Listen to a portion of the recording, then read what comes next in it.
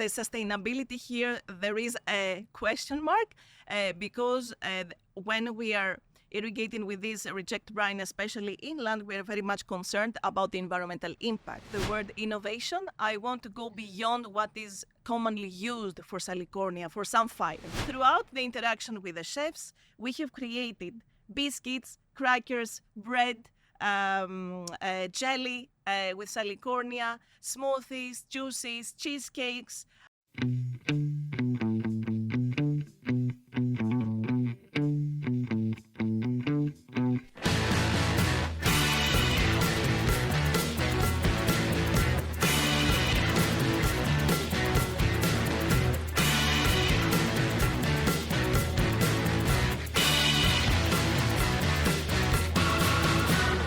Welcome back to the Chef JKP podcast. And on the show today, we have, for the very first time ever, a Halophyte agronomist from the International Center for Biosaline Agriculture, the one and only Dr. Dionisia Angeliki Lyra.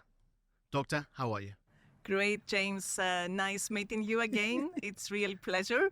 And thank you for all this exciting introduction. It's a real honor to be here. Please call me Sisi. Okay. I would really appreciate that, and I would feel more comfortable also. All right, absolutely. So, before we get into all of the technical questions about your job, can you please, so you're from Greece, right? Correct. Incredible food, history, culture. What's your first or favorite ever childhood food memory?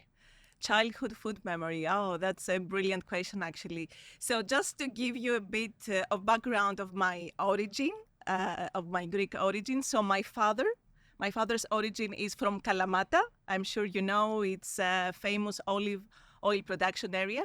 And my mother's origin is from an island. It's called the Zakynthos or Zante.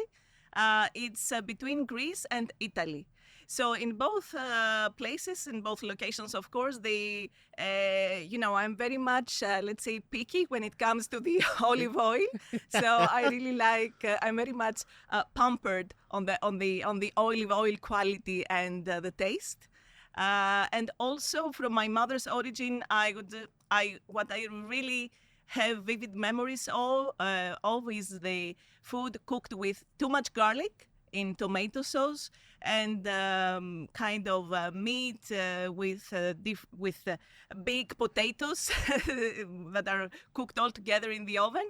So yes, very vivid food memories that I have. So what were the types of foods, the traditional foods that you grew up with? For sure, olive oil, bread, different kind of legumes and different kind of recipes, using, I don't know the special terms that are used by the chefs for these specific kind of recipes, but kind of mixing with herbs and rosemary also. So lots of marination. Exactly. Oregano, thyme. Oh, okay. Yes, I'm also using, even when I'm cooking, I love such kind that of herbs. So I really love and to include these ingredients while cooking as well. So then, but do you love more Greek olive oil or Italian? I don't want to make this comparison because there are many underlying kind of situations taking place. But for sure, no doubt, the olive oil that is that has its origin from, of course, the Mediterranean countries like Italy, like Greece, Spain, or even from Tunisia or Jordan or Palestine. They're very famous countries for the olive oil production and for the good quality as well. And also Kalamata olives, you're saying the best in the world, right? No, I'm not. I'm not that, let's say, subjective kind of person. I prefer to be objective and be open to try new flavors, even from a product that I'm very much. I have it in my blood running, the flavor and all these aromas and the different kind of feelings that and emotions that these products bring. But when you go home now, yes, what are the types of foods that you like to eat, your comfort foods, especially when you're traveling, you're coming from the UAE back home to Greece? Yes, I very much like, to tell you the truth, these humble herbs, like we call it in Greek horta.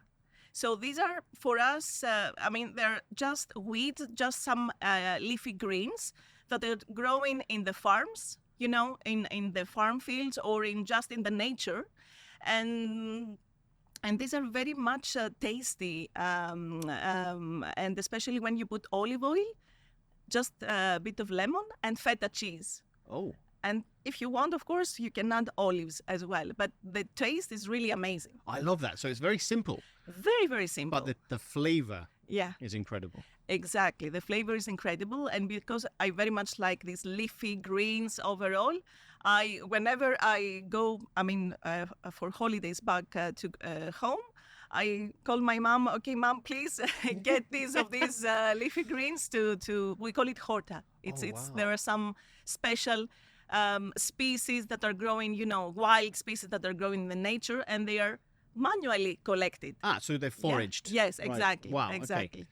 So then going on to your education, because you weren't necessarily, so you had incredible food at home. Correct. But why did you decide to go into agriculture? What was that step? What made you go into it? Yeah. First of all, since I was a little child, of course, my parents' origin was from villages, right? So every summer, during holidays, during the winter, whatever, we were always traveling, either to my mother's village or my father's village. So I was always close to nature. And also probably because my father is a biologist, he was a professor a teacher at the school.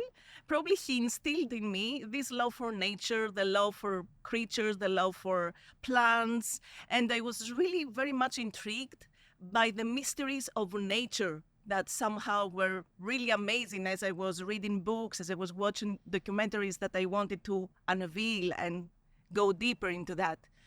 So agriculture came, I suppose, as I was maturing, let's say as an adolescent, probably.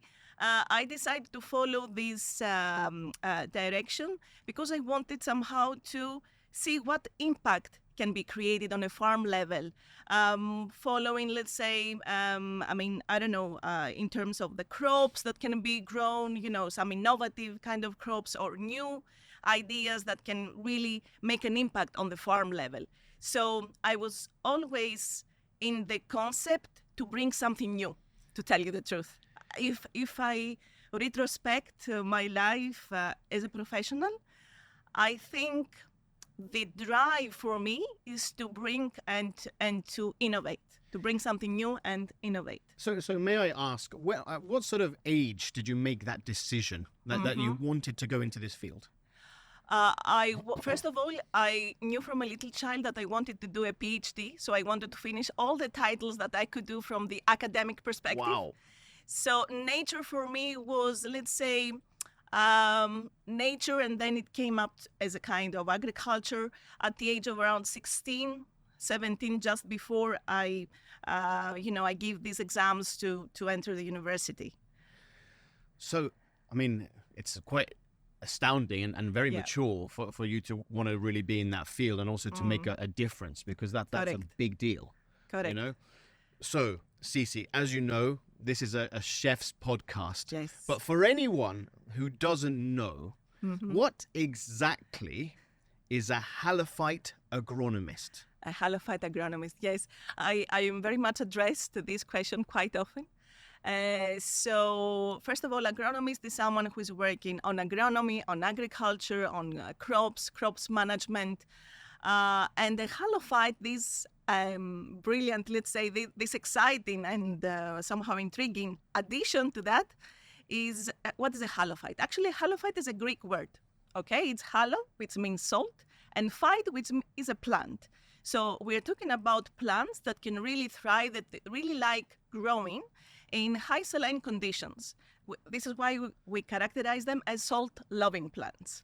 So a Halophyte agronomist is a scientist, is a person, is an expert who is working on how we can convert these salt-loving plants into actual crop and farming entities that can have potential within Okay. agriculture context. Okay. So then, why are you so passionate about this in particular? Okay. So, first of all, when I started working on Halophytes, when I first joined IBBA, which is around 11 years back, okay, approximately. I did not work on salinity before. I did not work on Halophytes or on salt-tolerant crops. My background was on different kind of topic about the parasitic weeds control management. Okay, so when I joined IBBA, for me it was a new, open field to explore. At the beginning, I was very much, a bit puzzled about what am I going to do here about the research. But year by year, as I was delving and I was diving more into that, I was really got so much passionate and excited about the potential that these plants they can have. And especially after my interaction and synergies for some projects with chefs and culinary professionals in the region, I got so much excited about this and actually seeing the real dynamics that are there for these plants to explore further. Okay. So look, I want to just backtrack a little bit to when you first joined IBBA or ICBA. Yes. So this was 2013. Correct. Right? So before then, you were working in Greece. Yes. And correct. how were you chosen, or did they come to you? Did you go to them? Because they're very different fields from what you were doing before. Correct. Uh-huh. So how did that job come about? Okay, so at that time, professional life is always on parallel with personal life. So at that time, my ex-husband was found a job here in Dubai. So I took the decision also for me to follow him. Besides, my dream was always to work abroad because my mentality overall as a professional and as a person is more, I should say, cosmopolitan, more broader compared to the Greek typical mentality. So I wanted to explore further what is there outside Greece for me to explore and get the experience out of it. So that was a good opportunity for me. So 1 year before I come to Dubai, I started researching about the potential to work here in Dubai at different jobs.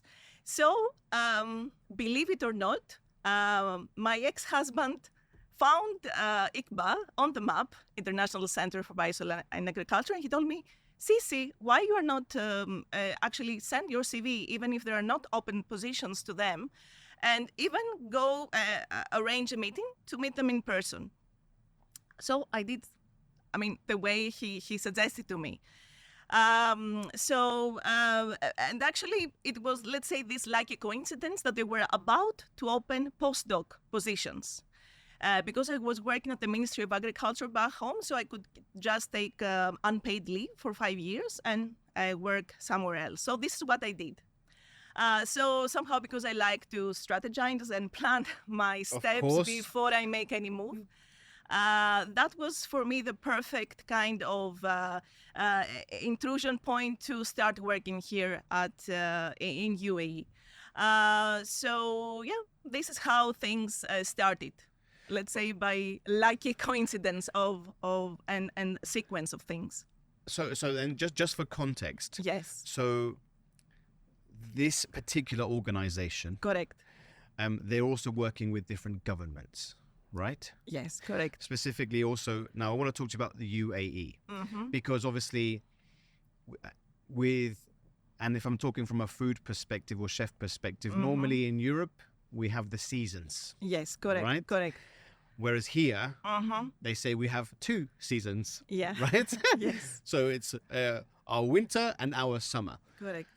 So then when it comes to agriculture and growing, 10 years ago, there wasn't too much farming and agriculture.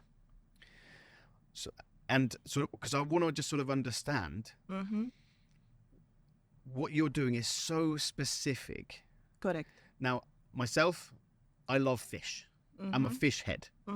And what you're working with, specifically with Salicornias, Correct. is something in the UK that we call samphire.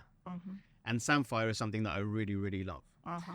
So from 2013, how did you start to work with all of these different plants, different herbs, especially in the UAE where the weather's not particularly great for growing a lot of crops? Correct. Plus the saline or the salt levels of the water.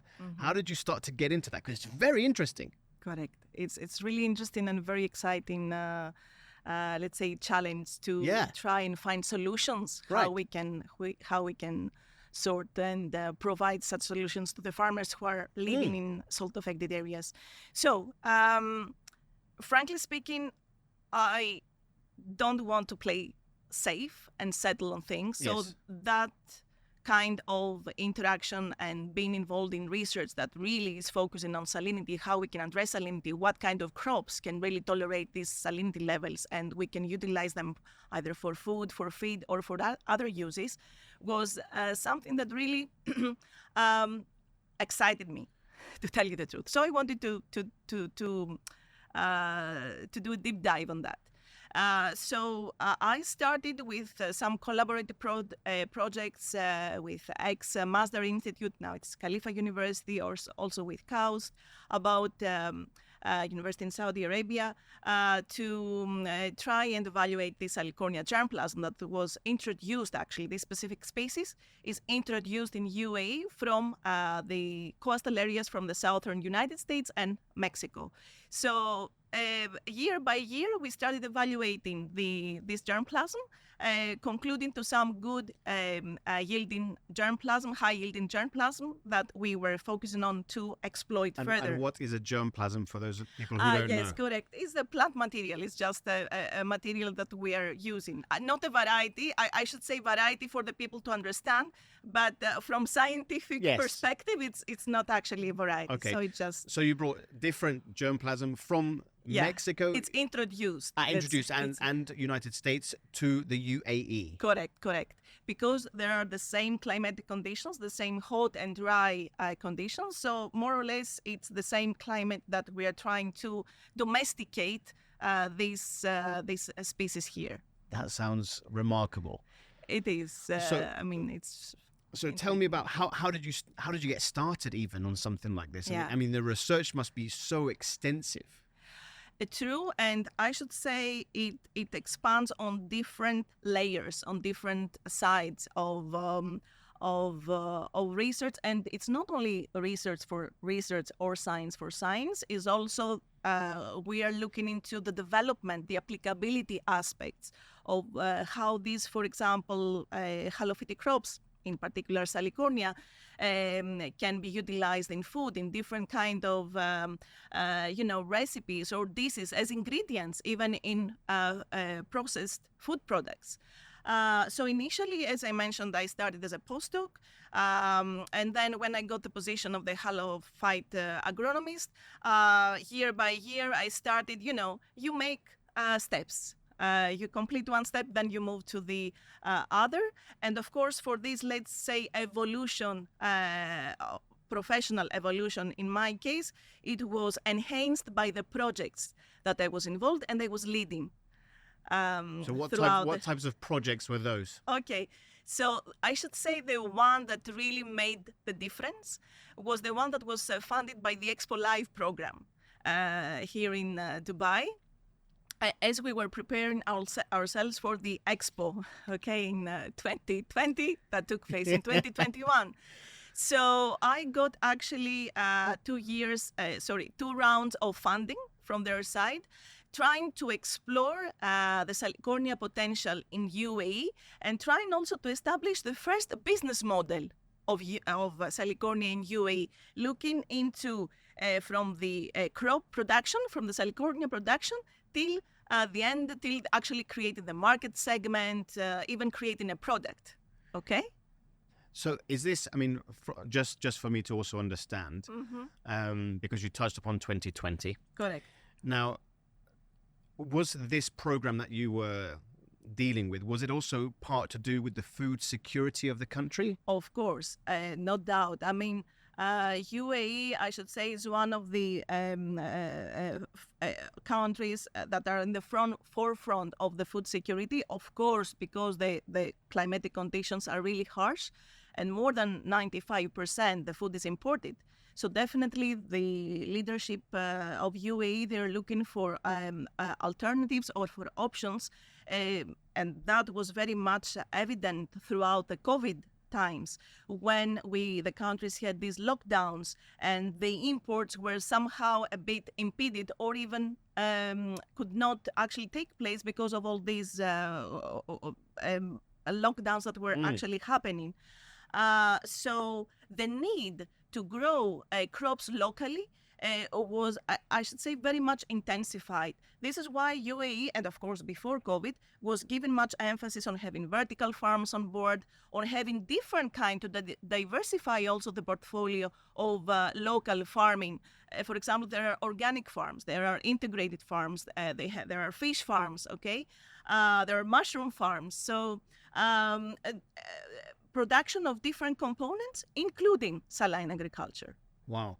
Because it is, I mean, it was back then, it was a huge thing. And now even so, of course, 2024, you're right, vertical farms everywhere. Crops are being grown throughout the desert, which is, again, I think extraordinary that we have that here.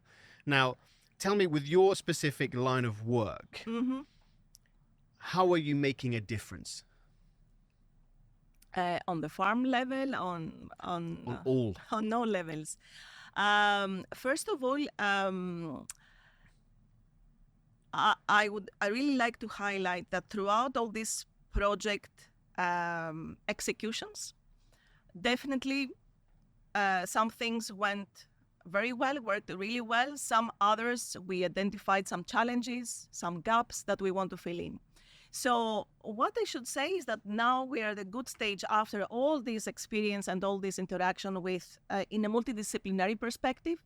So because I really like working with chefs, I really like working with food industry specialists, with people from the extension office. By the way, for this project, we worked, we were a consortium of 5 partners.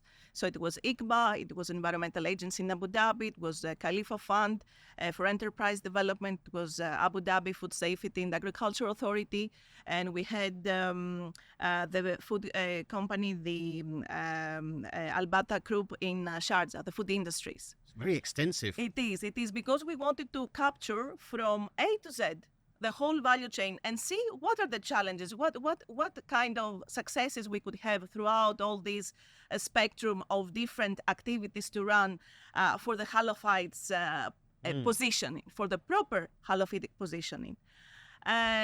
So the impact, I should say, that we can create is actually to offer some solutions to the farmers who are dealing with high salinities and probably, but of course, because these Halophytes are not that known, okay?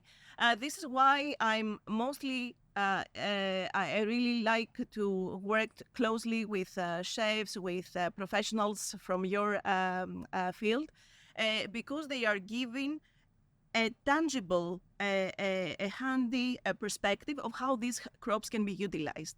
So we established also the Halophytic Kitchen Lab program at IBBA, where we had a chef on board growing, using Salicornia and other Halophytic crops. By the way, quinoa, for your information, is a Halophyte, is a salt-loving plant as well. So can we grow that here? Quinoa, yes, is growing here. Yes, yes. Not in a large scale, of course, but there have been projects and efforts to establish a quinoa cultivation here in UAE. So as well as the cultivation, what you're saying to me is also the work that you're doing and carrying out. Yes. It's also helping the country. Correct. To have different varieties of plants that we can use throughout the year. Exactly. Throughout the land. Correct. Such as, for example, in Greece, as you said, Kalamata, Yes. so on and so forth. You have those indigenous plants. Mm-hmm. So we actually have those right here in the UAE Mm-hmm. through the research, through the work that you're carrying out. Correct. Yes. That's really exciting. It is. And actually, I would really, I'm excited to share with you and the viewers that currently IBBA is a partner for a nature-based solutions project in collaboration with Emirates Nature WWF, where we are looking into how we can rehabilitate the coastal areas in UAE. We are focusing in Abu Dhabi and Al Quwain currently. So in these coastal areas, there's local Halophytes growing, like there is another Salicornia species here. And also there are some other exciting Halophytic species to explore. So we're focusing now on Salicornia and another species, Arthrocrinum, that in order, for the team to expand, and by intervening mildly in terms of what kind of benefit for the farmers, for the local communities we can create, to see if these, beyond Salicornia, which is actually a more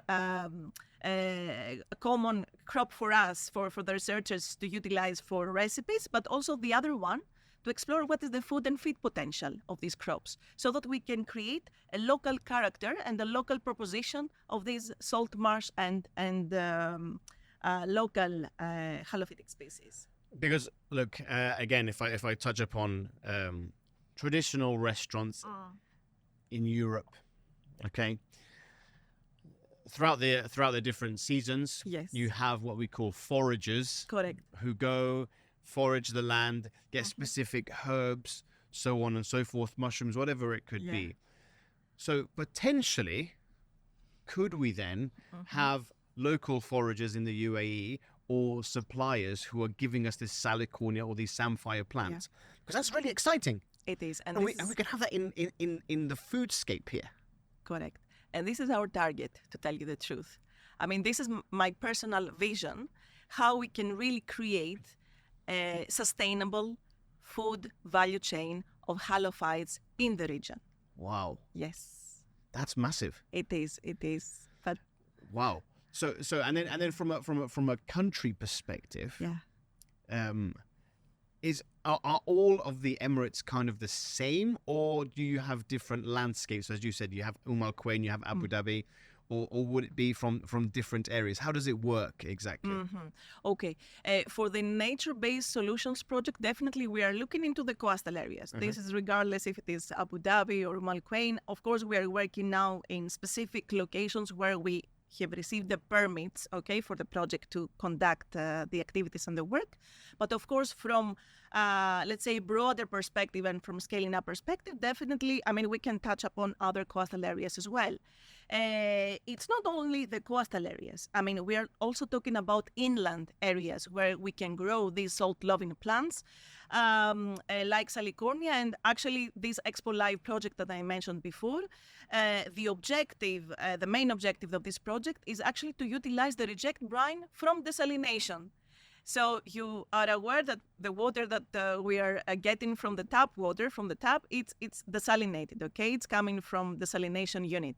So out of this desalination process where the salts are removed, we have a byproduct, a kind of wastewater that is characterized, it's called reject brine. And this is a hypersaline source So of reject water. brine. Yes. And if you say hyperbrine, what does it mean from a non-scientific perspective? Okay, so let's say that if we have, salinity of around, for example, the groundwater at the, in UAE, it's high saline. Okay, so meaning salt. It's salt. Let's say that if it is around 50% of the seawater salinity, the reject brine can have 80% of the seawater salinity, or even seawater salinity level. Okay, so even double. Wow. So we understand that this reject brine has really high saline, but at the same time, it has high salinity. It is produced massively not only in UAE, not only Middle East, but also Middle East, North Africa.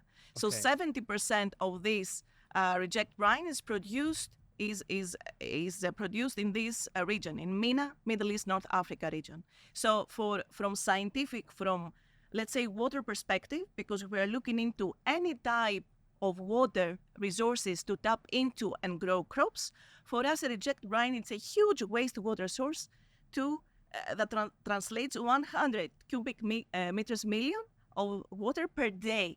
Per day. Per day, coming out from seawater and inland desalination. Can you imagine the number? 100 million cubic meters yes, per day. Per day, correct.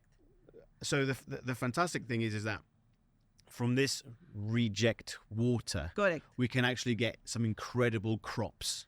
Correct. So of course. So sustainable. Yes. Yes, the sustainability here, there is a question mark because when we are irrigating with this reject brine, especially inland, we are very much concerned about the environmental impact, okay, when we are irrigating these crops directly in the soil, because we are adding more salts in the soil and in the groundwater, in the aquifer. Of course, we would like to avoid that, okay? But from scientific perspective, we are checking other farming schemes, for example, to grow Salicornia in sand ponds, in liner ponds, or in aquaponics using beds, where we actually alleviate and decrease the number of salts that are released in the groundwater and in the aquifer.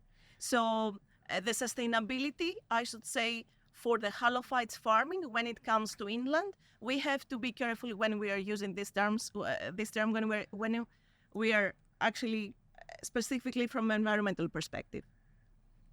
Wow, I'm just trying to get my head around it, yes, because there's correct. so much there's so going much information. on. Yeah. Correct. So then, what types of projects has your chef been working on, and what types of things? Because this also intrigues me. I want to understand how he's been working on what dishes, or how the Salicornias have been put into dishes, or that sort of thing. Okay, so for this project that I mentioned before, even till today, I'm in constant collaboration, not only with one chef, but with different chefs. And also, I want to, as I mentioned before, the word innovation, I want to go beyond what is commonly used for Salicornia, for samphire. And now, I mean, since we are talking about Salicornia, the other question that I very often being addressed is why I'm so much focusing on Salicornia. First of all, because to some extent, as you mentioned, Salicornia is popular in UK, right? Is known as samphire.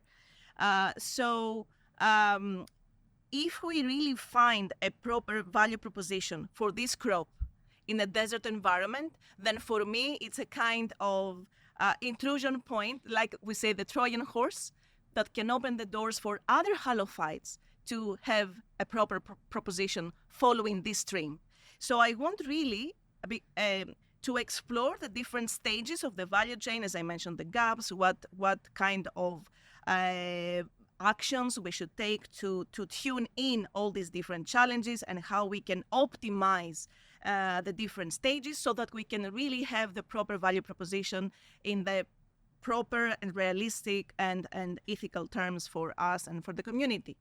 Now, throughout the interaction with the chefs, we have created biscuits, crackers, bread, jelly with Salicornia, smoothies, juices, cheesecakes.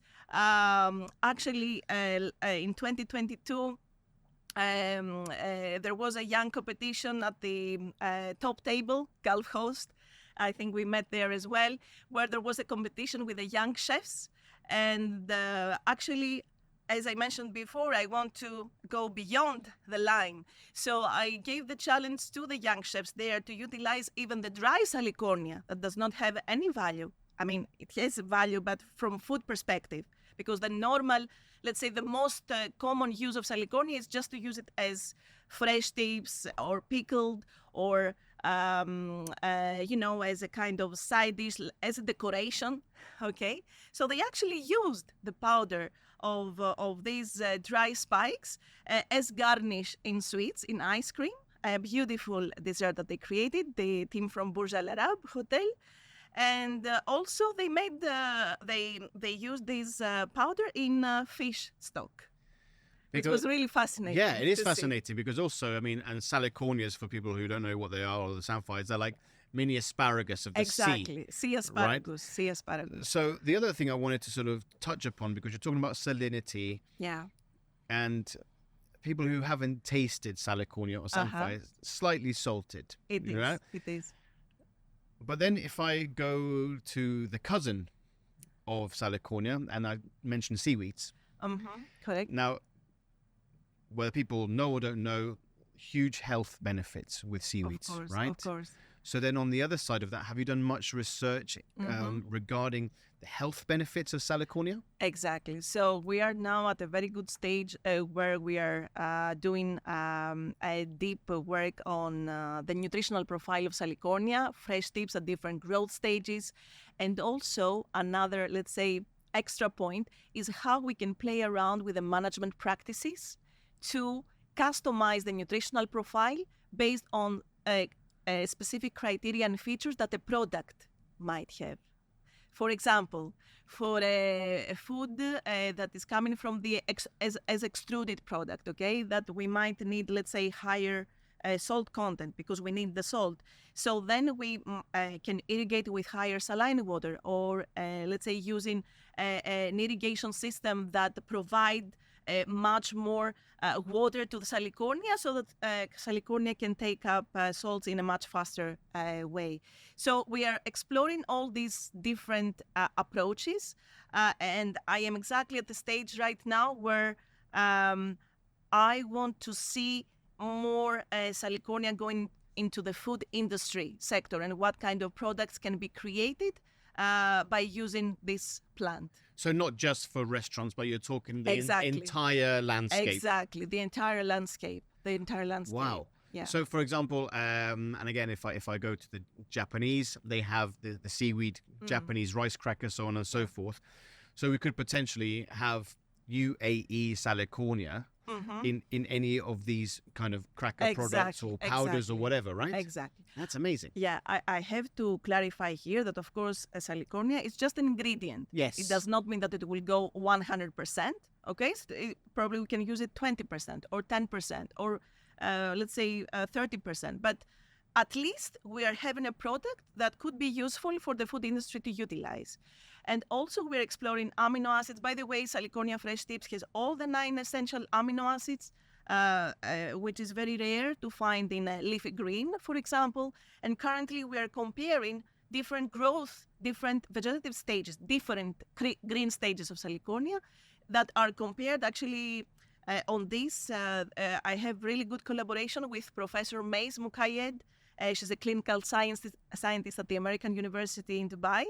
And we've been exploring this, and actually we are about to submit a paper on this topic, comparing a freshwater-based crop like spinach and asparagus with Salicornia at different vegetative stages to see what kind of interesting elements we could identify from the nutritional point of view, macro, micro elements from amino acids, vitamins,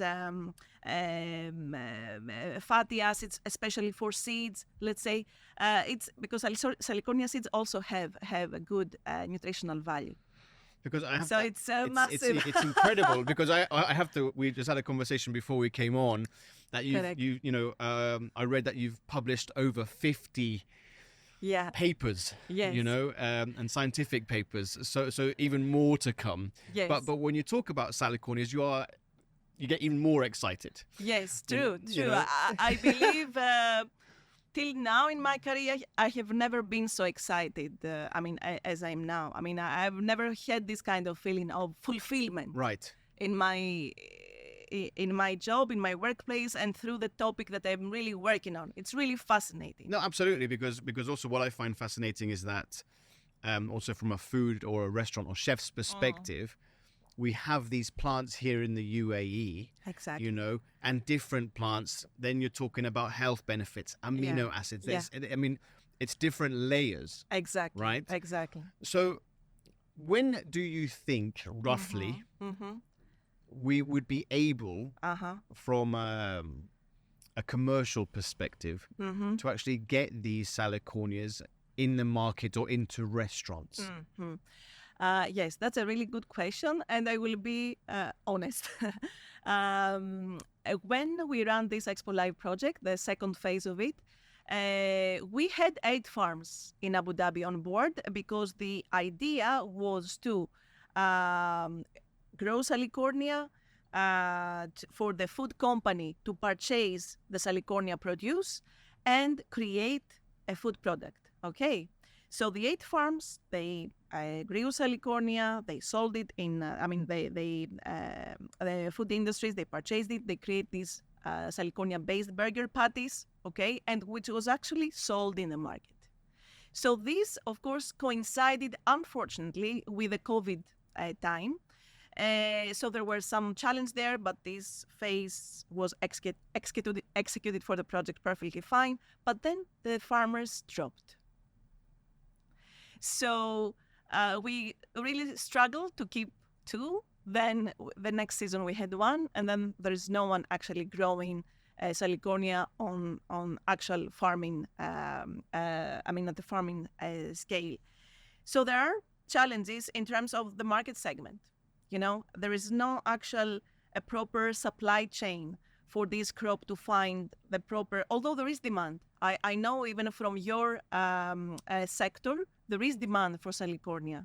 And I know chefs, they are not only looking for Salicornia, they're also looking beyond for other halophytic species as well, because there are brilliant entrepreneurs here on the food sector, on the restaurant sector, on the chefs as well, that are really looking at this peculiar, or let's say to make something unique in terms of from their perspective. So Halophytes, they offer this kind of advantage. However, the supply is a massive a challenge that we have to address. So then, if the supply is a massive challenge, yeah, from your perspective, what are those solutions? What are the solutions? I have to highlight and to give one more element here is that these populations, these halophytic germplasm, these varieties, let's say, their origin is from the wild. Okay, so this means that although a variety has uniform, let's say, characteristic, the Salicornia germplasm, or the variety that we have, it does not have uniform characteristic yet, or even it has a big growth cycle that we are trying somehow to make it shorter. In addition, the Salicornia is seasonal. Although some, because I had the different type of discussions with different people from the hospitality, from the F&B and Horeca sector. So some of them, they really like the seasonality of Salicornia. It gives a special feature for them to pitch, but for some others, they want production all year round. So the all year round production cannot be can be applied by growing Salicornia indoors, for example, because for the time being we are growing outdoors, okay, in natural conditions. So Salicornia, growth cycle starts in middle of November, then we harvest for the fresh tips. We have a time window between end of January, early February till, let's say, early April, okay? So it's for these 2-3 months, it's okay from seasonal perspective, but from all year round, we have to bring it indoors. So indoor farming of Salicornia plus to improve the existing germplasm to create varieties with more uniform characteristics, these are 2 solutions that we are currently working on from IBBA's perspective, and also through the interaction with all these projects that we've been I'm surprised to hear you say that. This is me, so this is James talking. Yeah. I'm surprised to hear you say that some of the hospitality industry would like it all year round, because for me, whether they like it or not, I think that's selfish. Because if we're able to get a product which is only for 3 months of the year per se, how incredible to celebrate this amazing harvest, you know, Yes. and to really make a big show Uh-huh. about it, Correct. you know, because in Europe you have green asparagus and white asparagus only available for 6 weeks of the year when it's really available, and it's only for 6 weeks of the year. Same as rhubarb and strawberries in those particular areas. Correct. And they're celebrated. Why can we not do the same here? Because then it would just, you know, you could only get it here. And let me tell you, there are customers, there are restaurants, people from all over the world who would fly just to taste this. Purely because it's UAE centric. Not only that, the health benefits are phenomenal. Yeah, true. You know, so I think they're missing a big trick, to be honest. Yes. Look, I mean, I'm open because of course, I don't have culinary skills. Probably, yes. Yes, you do. At the let's say hobby level, but not, let's say, this kind of knowledge or whatever experience to say that. But I'm open to hear all opinions, and I'm also here, let's say, to see how research can address these kind of questions and this kind of, let's say, requests that we receive. This is why we are here for, okay? So, yes, I know very well that in countries like UK, France, Belgium, United States, they really celebrate the seasonality. But probably UAE, you know, it's an international touristic spot. And there is probably this demand throughout the year.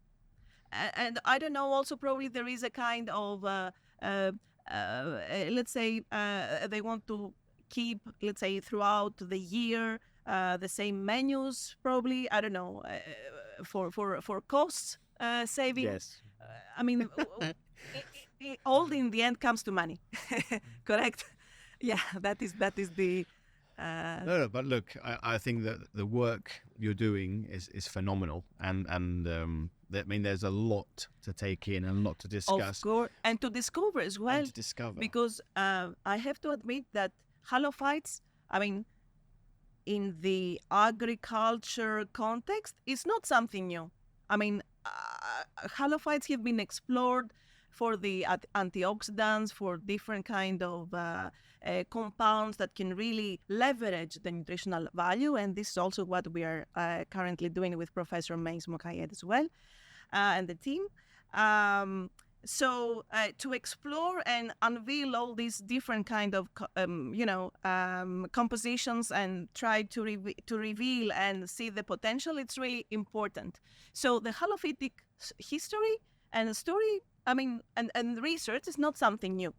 But I think because of the necessity to address salinity, to grow crops in areas that probably salt-tolerant crops or salt-tolerant varieties cannot go beyond a certain level of salinity, I think this is what makes the story more imposing right now than ever before.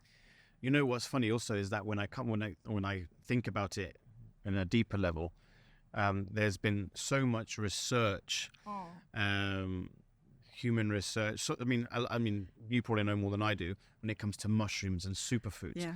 But then when you're talking to me and telling me about Salicornia, it's almost the same from a health benefit perspective. Yeah. You know, so it's incredible to know that all of this research is being carried out, and also it's just right here. Correct. In UAE, yes, it's UAE based, and yes, that can be taken up further. Well, so now we have come to the quick fire questions.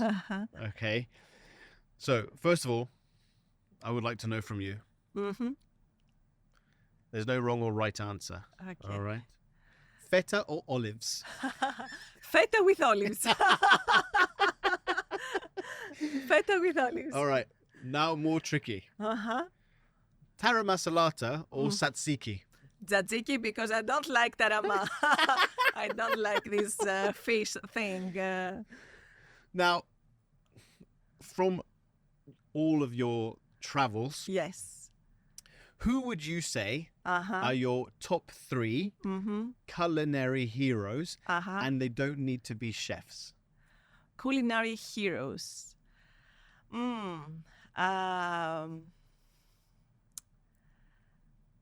Culinary heroes. If, of course, this goes back to Greece, no doubt. I cannot name specific people, but definitely from all my trips, especially in the islands, they have really, really amazing food. And it's not only the food, the way it is cooked, it's also the ingredients. When these are locally, farmed, and the villagers, they just go and forage them to have it fresh on your dish. I think this is what elevates actually the taste. Absolutely. Okay. So because I have visited many, not that many, but to the countries I've been, I have tasted tasteless food.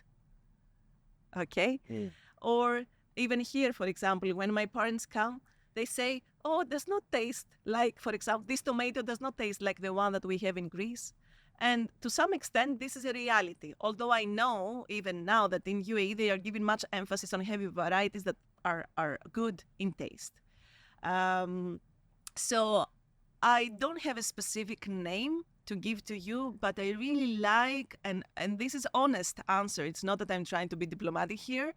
I really like the some let's say restaurants, let's say local restaurants or taverns in villages where the local housewives or whatever the women, they cook in an amazing way a homemade dish with brilliant ingredients, with brilliant vegetables grown in their farm, which is exactly at the backside of the taverna, of the tavern or of the restaurant. So this is what I really enjoy, the raw flavor of a provincial, authenticity. No, I agree. And I have many discussions with a lot of chefs, and one of the things that they always say to me is that our job starts when the farmer's or the grower's job is finished. Correct. And respecting those ingredients.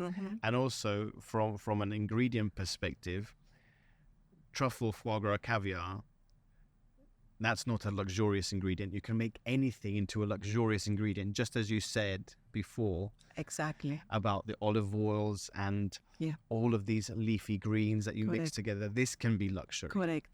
There is a big... I really like your point, because what I really feel is that through what we see from the first, glance as a kind of humble or something that cannot actually have value, this is where the treasure is. As long as we focus on that and try to unveil and explore it. Absolutely. So this is what really fascinates me. Through humble, even these plants, these are, humble in terms of they do not have any value. You know what? I presented, I had a recent presentation at Expo City Farm during COP28. So one of my slides was focusing on a plant that grows in, it's cosmopolitan plant, like it's Portulaca oleracea. It's purslane. Oh, purslane, yes. Purslane. So purslane, just for your information, it has the highest omega-3 fatty acids content in the plant kingdom, even higher than sardines. No. Yes. And this is just a humble plant that we just throw away, and even the farmers, they consider it, because it grows in their weeds, as weed in their farms, they just want to control it, so they want to eradicate it. And it's so valuable in terms of nutrition that we just consider it as, and we dispose it. We don't pay any attention to it. So this is what I'm saying, that if we focus on real, but we have to know the information there, to unveil and focus on these plants, really the value is massive. That's just blown my mind. Yeah, correct. I can't believe it. Purslane. Purslane, really? Yes, correct. And also all these herbs, all these, green leaves that are growing naturally and can be foraged, as you mentioned before, in the farms or in the nature. But of course, that have a kind of this is why what we call it now the indigenous knowledge, what is coming from the historical experience, culinary experiences from the communities in the villages, whatever. I strongly feel that we have to keep this kind of information alive, because the value that there should be a reason why they consumed it. It's not only because of the poverty, because they had wars in the past or whatever, and they had to feed themselves with something, right? But these plants, in the end, they have some really good nutritional value to consider. Yeah, but that's also, when you think about it, why the older generation in these villages, they don't have, so that they don't have many diseases, like because they've all of these plants, fish, whatever they're consuming is super healthy for them, and it's keeping them active, keeping them alive. Of course. There's no heart disease, no blood pressure, all of these things. So you're absolutely right. It's but also from from a culinary perspective, we need to still have food historians that are passing that knowledge onto the newer generation of hospitality professionals, because we need to know it's important. Exactly. Really.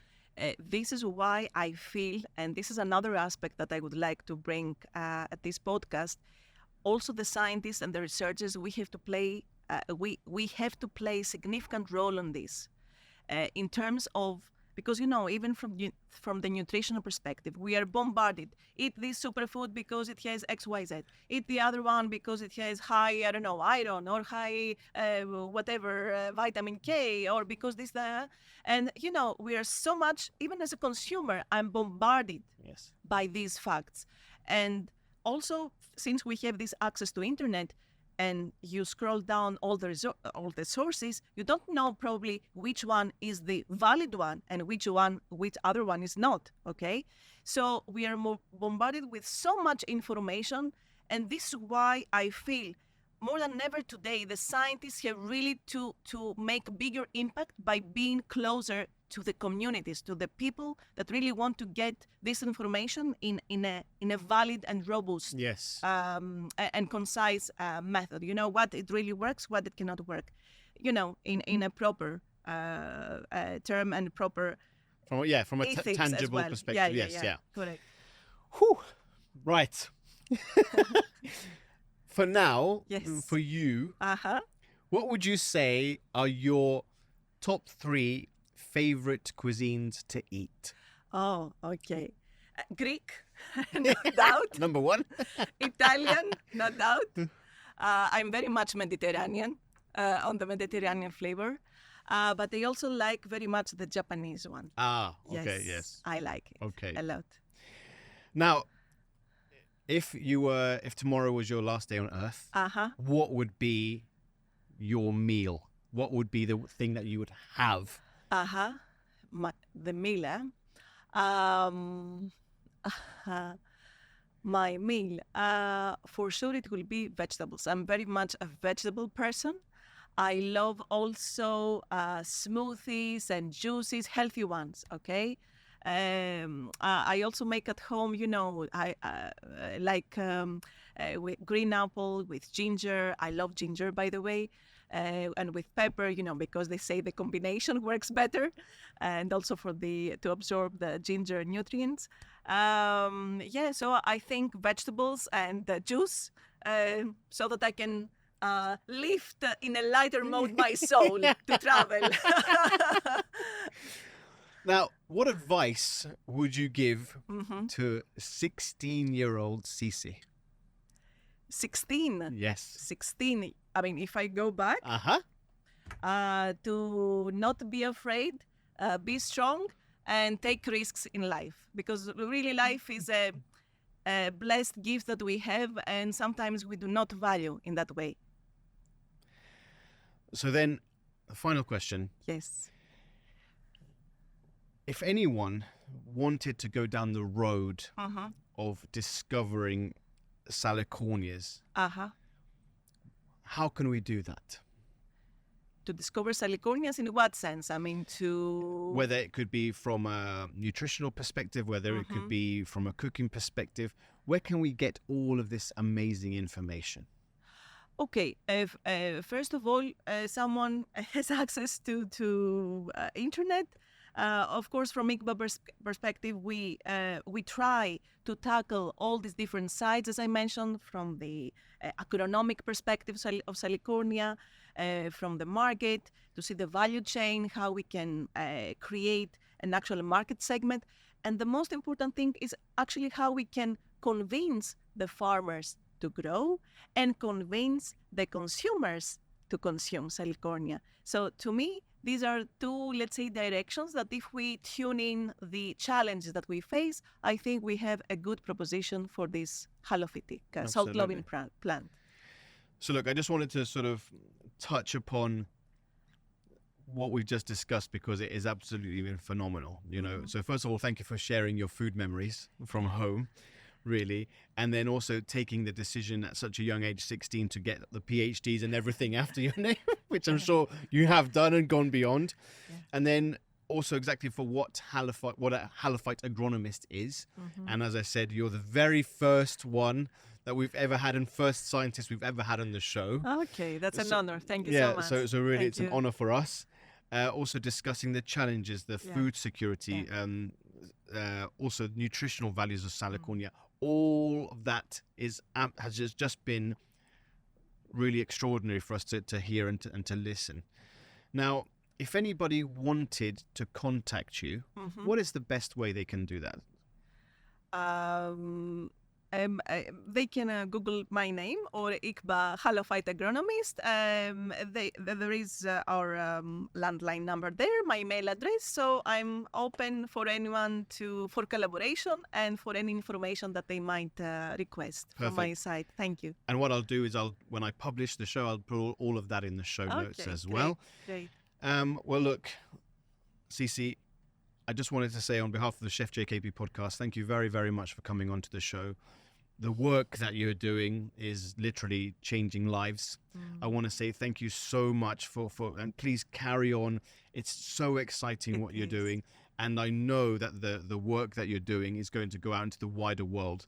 It's really exciting. I cannot wait to see more of what you're doing. And really just want to say a massive thank you. Thank you so much, James. I really appreciate, grateful for actually being my first podcast. So I really enjoyed it, and it was very much insightful, I should say, and very much on a high spirit of vibes.